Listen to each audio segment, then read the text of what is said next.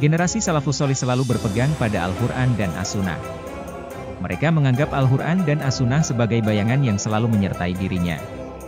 Sehingga mereka tidak menjadikan dirinya sebagai tumpuan umat sebelum benar-benar menguasai ilmu syariah dan disiplin ilmu agama yang lain.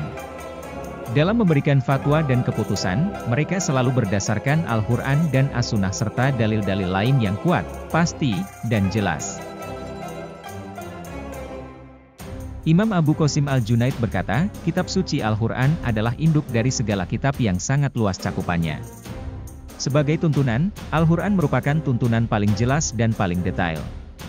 Barang siapa tidak membaca Al-Quran, tidak menjaga sunnah Nabi dan tidak memahami makna yang terkandung di dalamnya, maka ia akan merasakan kesulitan dalam mengikuti jalan yang ditempuh oleh para salafus sholih. Beliau mengatakan, ilmu itu tidak turun dari langit melainkan dicari dan dipelajari, karena Allah telah menciptakan segala sesuatu, jalan untuk sampai pada tujuan tersebut. Jika kalian melihat seseorang menyampaikan nasihat, janganlah kalian mengikuti sehingga melihat, bahwa ia benar-benar taat terhadap perintah Allah dan menjauhi larangannya.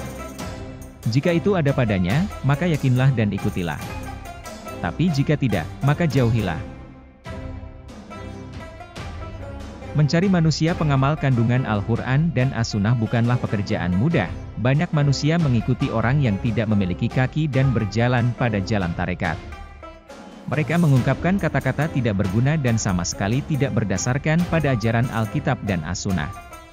Mereka lebih menyukai bepergian dan meminta uang kepada para penguasa setempat. Suatu hari di antara mereka datang dan merayu, lalu mereka ditanya, beritahu aku tentang syarat-syarat wudhu dan sholat. Mereka menjawab, aku tidak membaca apapun ketika belajar. Lalu mereka ditanya lagi, wahai saudaraku, memperbaiki ibadah dari nas Al-Quran dan hadis adalah wajib hukumnya, dan barang siapa yang tidak bisa membedakan antara wajib dan sunnah, haram dan makruh maka dia termasuk orang bodoh. Orang bodoh tidak boleh diikuti, dalam persoalan apapun, mereka membisu dan tidak memberikan jawaban. Mereka telah memperlakukan budi pekerti yang buruk dan hanya bisa berharap kepada Allah semoga terhindar darinya. Ali Al-Hawas berkata, ahli tarekat mestinya harus memurnikan Al-Quran dan As-Sunnah seperti murninya emas dan mutiara. Setiap gerak dan diam mereka diiringi oleh niat solih dan selalu berdasarkan pertimbangan syar'i. Tidak ada yang bisa memahami jalan pikirannya selain orang yang telah mendalami ilmu syariah.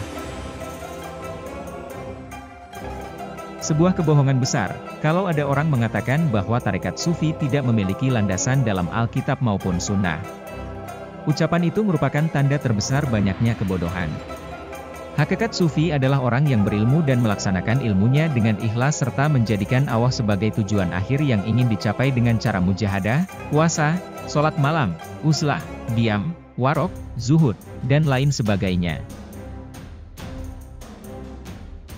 Sehingga mereka berharap akan mampu melaksanakan ibadah seperti ibadahnya para nabi, sahabat dan salafus sholih.